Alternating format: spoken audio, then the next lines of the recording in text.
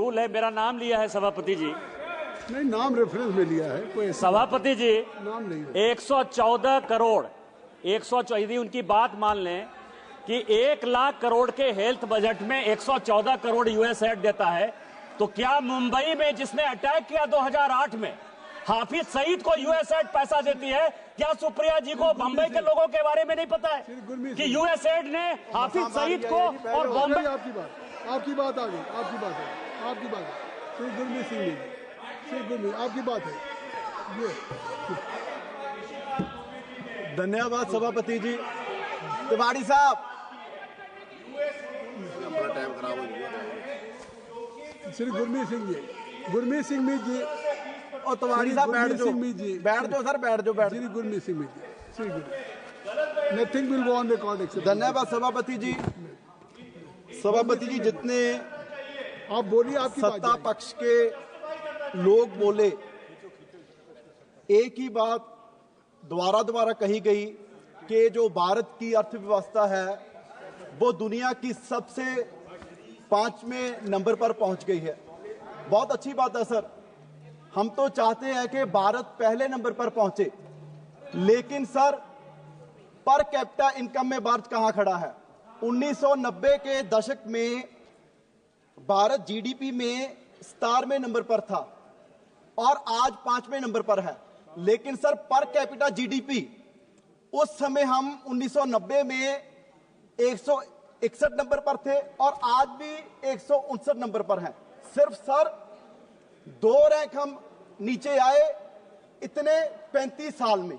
और सर हमारा पड़ोसी मुल्क चीन, उनकी जीडीपी में वो 11वें स्थान पर थे और आज दूसरे, और पर कैपिटा जीडीपी में वो उस समय 118वें स्थान पर थे और आज 75 पे पहुंच गए।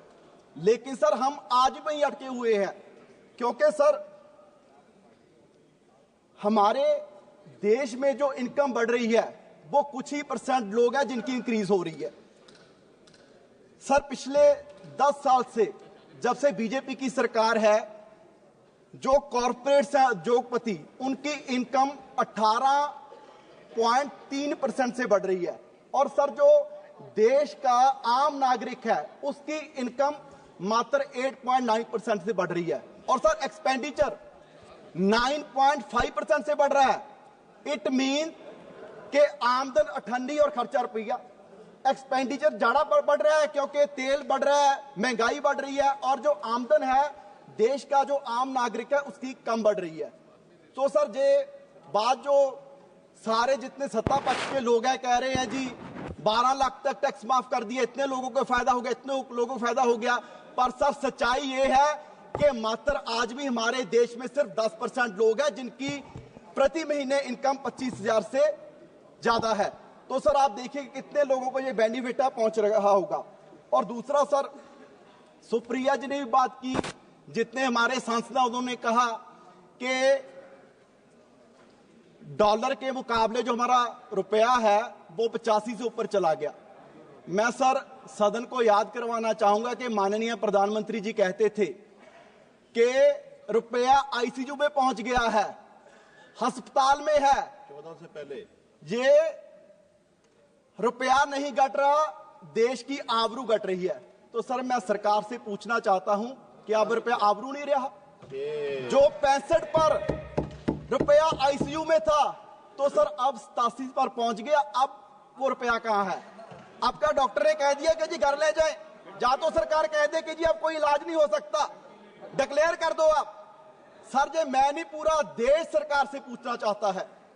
और सर दूसरा सबसे इंपॉर्टेंट पॉइंट, एआई की डिस्कशन हो रही है, क्योंकि सर जिस भारत को सोने की चिड़िया कहा जाता था वो भारत आज भी डेवलपिंग नेशन में इस लिए है क्योंकि जो अंग्रेजों के समय जब पूरे विश्व में इंडस्ट्रियल रेवोल्यूशन आ रही थी, हमने वो फेज पूरा मिस कर दिया, क्योंकि अंग्रेज कच्चा माल यहां से लेके जाते थे और प्रोसेस वहां ब्रिटेन में जाके करते थे। तो आज सर जरूरत है कि हम एआई पर इन्वेस्ट करें, जब पूरी दुनिया कर रही है। उसके लिए सर 4 कंपोनेंट हैं जिन पर मुझे लगता है कि हमें काम करने की जरूरत है। पहला है कि डेमोग्राफिक डिविडेंड, जो पूरे विश्व में हमारे लिए बड़ी गर्व की बात है कि आज पूरे विश्व में सबसे यंग नेशन भारत है। दूसरा सर, उसके लिए चाहिए कि जो कंप्यूटर में डोमिनेंट लैंग्वेज है वो इंग्लिश है, और हमारे लिए खुशी की बात है कि आज जितने भारत के युवा हैं वो इंग्लिश बोल भी सकते हैं, ज्यादातर उनमें से पढ़ भी सकते हो, लिख भी सकते हैं। और तीसरा सर, जो ब्रिलियंट माइंड्स चाहिए आज पूरे विश्व की जितनी भी बड़ी लीडिंग कंपनीज है, उसमें चाहे गूगल हो, उसके हेड सुंदर पिचाई, माइक्रोसॉफ्ट हो, उसके हेड सत्या नडेला, IBM हो, उसके हेड अरविंद कृष्णा, और सर वर्ल्ड बैंक के भी हमारे पंजाबी हैं अजय बंगा। सर 3 कंपोनेंट पूरे हैं, लेकिन चौथा सबसे इंपॉर्टेंट कंपोनेंट के राइट पॉलिसी फ्रेमवर्क, जिस पे हमें काम करने की जरूरत है, और वो सरकार की बजट से दिख रहा है कि आर्टिफिशियल इंटेलिजेंस के लिए सिर्फ सर 500 करोड़ रुपए का बजट रखा गया है। सर आज जो हमारे जितने यूरोप के देश है, जापान है, बिलियंस में इन्वेस्ट कर रहे हैं, और हम सिर्फ 500 करोड़। क्या सर इस तरीके से हम जो दूसरे नेशन है उनसे कंपीट कर पाएंगे? तो सर मेरा सरकार से आग्रह है कि इसका बजट इंक्रीज किया जाए। और सर सबसे इंपॉर्टेंट सर, मेरे प्रदेश पंजाब के पॉइंट ऑफ व्यू से सर, सरकार ने कहा डिवर्सिफिकेशन के प्राइम मिनिस्टर धन धान्य कृषि योजना, सर इसकी सबसे जरूरत पंजाब को थी। वो पंजाब जिसने एग्रीकल्चर रेवोल्यूशन लेके आया, और सबसे बड़ा योगदान जिस देश को हम कह रहे कि जी आत्मनिर्भर हुआ, पंजाब ने योगदान डाला। लेकिन सर आज जरूरत थी, क्योंकि रेवोल्यूशन जो हम उत्पादन कर रहे हैं गेहूं का, चावल का, वो सर ऐसे ही नहीं हो गया। उसके लिए हमने अपनी धरती बर्बाद कर ली, हमारा पानी बर्बाद हो गया, हमारी वायु बर्बाद होगी। हमारे सर आज पंजाब में हर दूसरा घर है जिसमें कैंसर के मरीज है। आज जरूरत थी कि पंजाब को डिवर्सिफिकेशन में कुछ ना कुछ मिले, लेकिन आपने इनडायरेक्टली इसमें से पंजाब के जितने डिस्ट्रिक्ट हैं पूरे पंजाब को उसमें से बाहर निकाल दिया। सो मेरा सर सरकार से आग्रह है कि पंजाब कृपया जिसका बहुत बड़ा योगदान है इस देश को आत्मनिर्भर करने के लिए, आज पंजाब के 2 मिनट सर, पंजाब के किसानों को डिवर्सिफिकेशन के लिए स्पेशल बजट मिले, ताकि पंजाब के पानी को, पंजाब की धरती को बचाया जा सके। और दूसरा सर, बड़े दुख की बात है कि पूरे बजट में, जैसे लास्ट बजट में पंजाब का नाम तक नहीं लिया गया, इस बार भी ना पंजाब का, ना पंजाब के किसानों का। पिछले 3 साल से पंजाब के किसान प्रोटेस्ट पर बैठे हैं, MSP की डिमांड कर रहे हैं, और सरकार ने लिख के दिया है, और उसका जिक्र तक भी इस बजट में नहीं किया गया।